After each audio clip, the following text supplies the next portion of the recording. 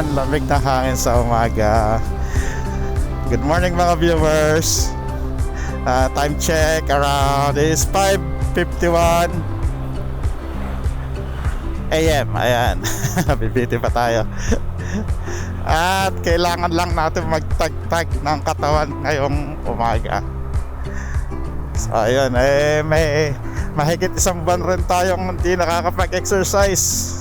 Dahil nga, ayan, sa daming ganap-ganap ngayong nakarang buwan. And isa pa, ang trabaho natin is lagi tayo nakaupo sa harap ng computer. Bumibigat-bigat na rin yung ating katawan uli. And sumisipa na naman ang ating acid reflux. O yun. So pupunta tayo rito sa dito tayo pupunta sa may Dampalit Megatike. And I'm sure most of you alam niyo na kung saan yun. Dito yan sa Malabon City. Marami na nakakaalam yan kasi marami na rin nag-feature niya sa mga yung mga sikat na siklista, mga ilang vlogger ba na pumunta diyan. At isasabay na rin natin may mga nagko-comment kasi na gusto rin nila makita kung ano yung setup ng natin, ng motor natin na si F1.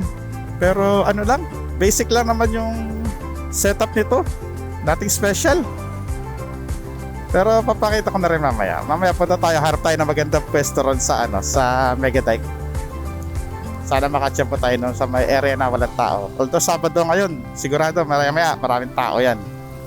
Mga kasabay natin rito mostly puro siklista. Ito yung isang daan papunta ron sarado yan sa doon tayo dadaan sa subdivision. Kaso mukhang magiging maputik ang daan doon ngayon. Di pa sementado yung part na yun pagkakaalam ko. Ngayon lang ulit ko babalik, may mga ilang buwan na rin akong di nakapunta dyan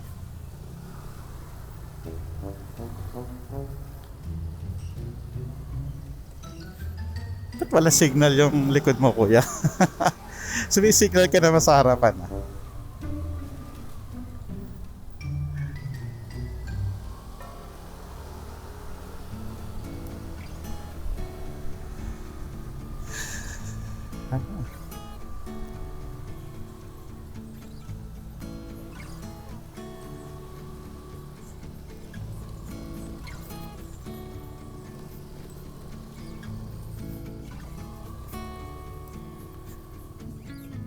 May konting off-road gaming tayo dito. Papasok ng Megadike.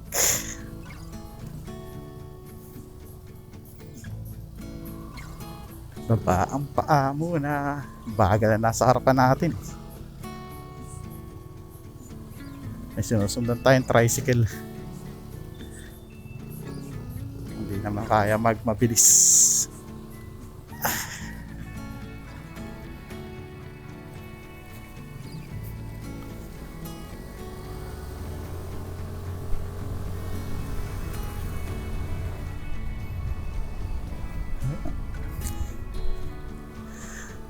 So yan, nandito na tayo sa Dampalit Megadike. Ayan.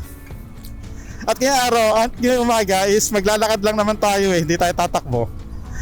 Hindi kasi natin pwedeng biglain yung sarili natin dahil nga ang tagal natin na natega na walang exercise sa katawan. Oo. Yan, ang mga kasabay natin rito ay mga puro mostly siklista. Dito rin naman din kasi ako nagbabike. And nga ayoko manang biglain yung katawan natin. Kaya ito muna, dinala ko muna si F yun para pumunta rito. And then gagawa lang tayo ng mga steps ng lakad. Siguro mga mga kahit 5,000 lang.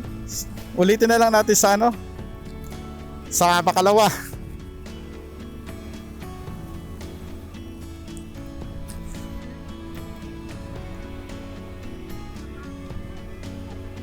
Yan, nandito na mostly yung mga tao.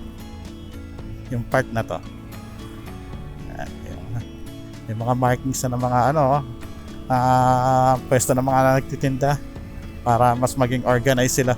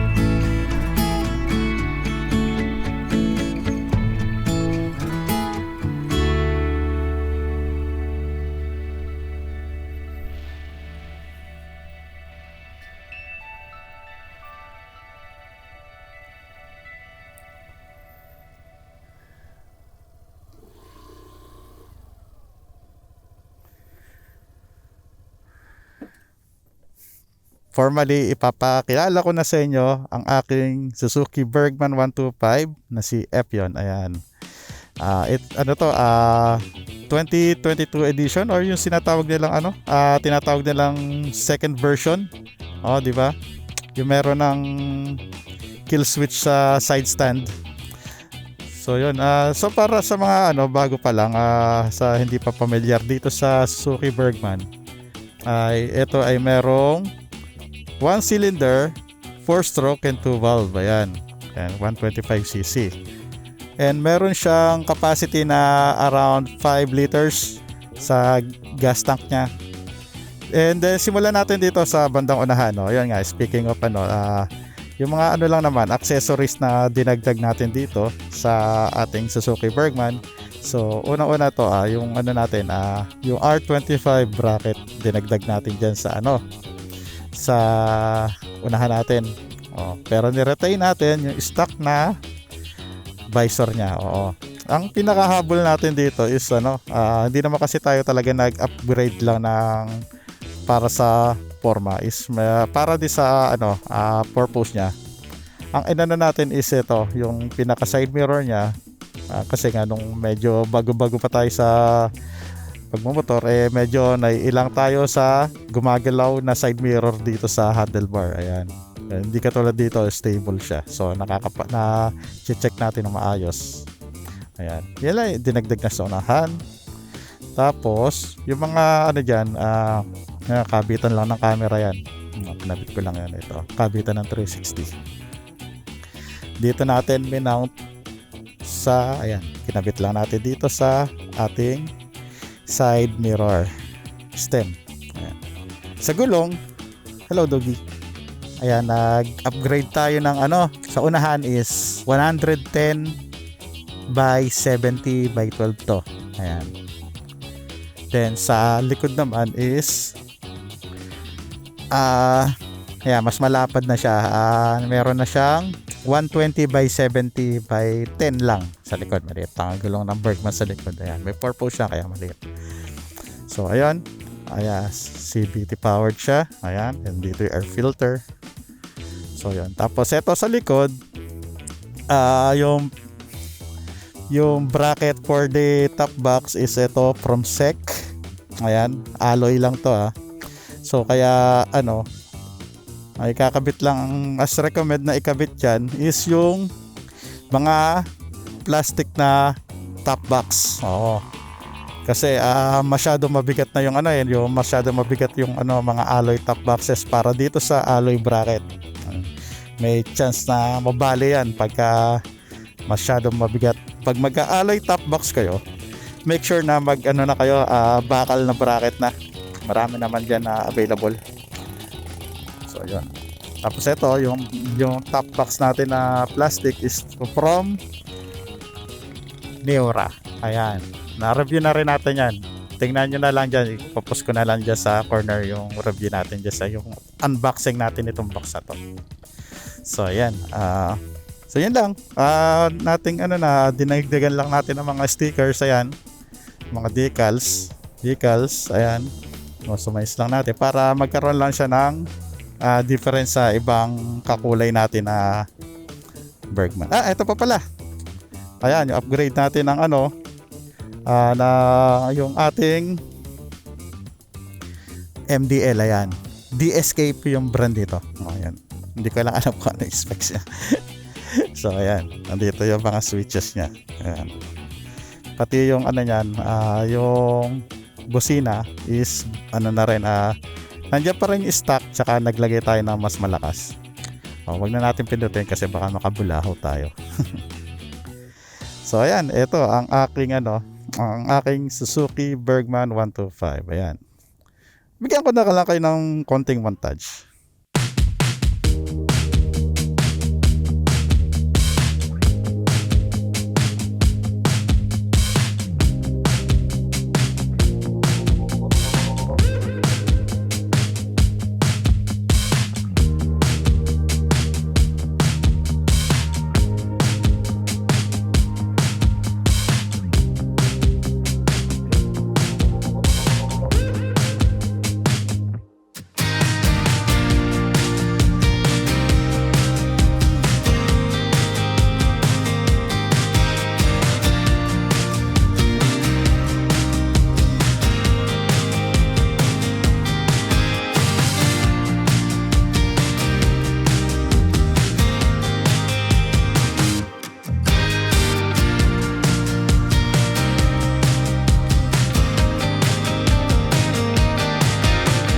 Nakikisama ang panahon sa atin, hindi mainit, kaya't maganda ang pagkakataon.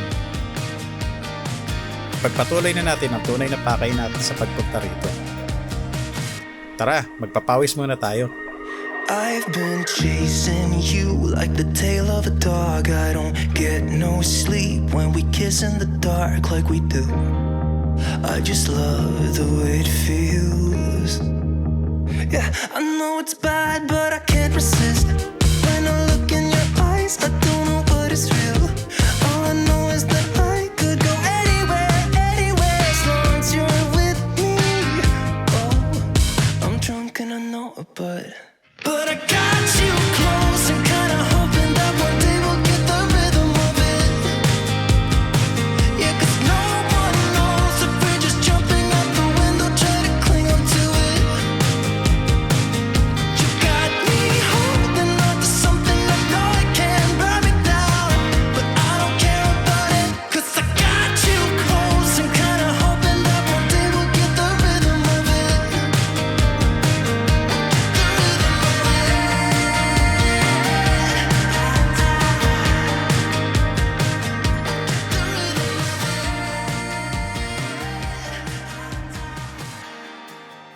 Okay, achieve natin 5,000 plus na steps. Ayan.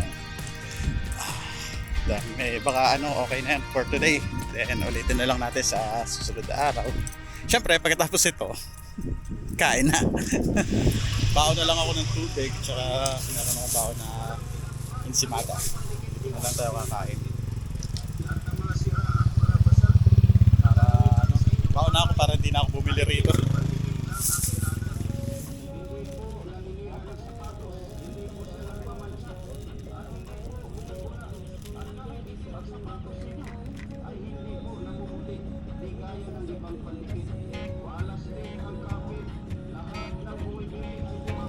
Alam yan. Ngayon ko lang napansin, baliktad pala yung medyas.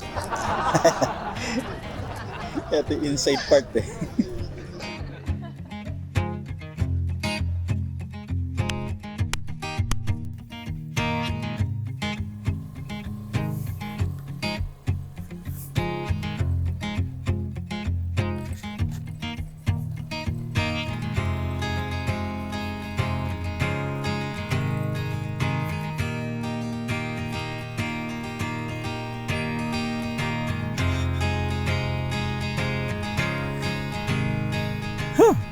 Ayan kahit konti lang ramdam mo kaagad yung yung luwag ng hininga mo.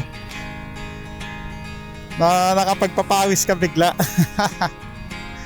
Sana sunod-sunod na yung ganito magawa natin at sana maganda. Ngayon kasi buti nakisama yung panahon, no? Hindi gaano ano oras na ngayon is alas 8 na and hindi gaano kainitan ng araw dahil nga medyo maulap. Eh sa mga hindi ko nasabing specs ng motor, baka ilagay ko na lang sa description. And hindi rin naman tayo expert sa mga pag-review ng mga ganito eh.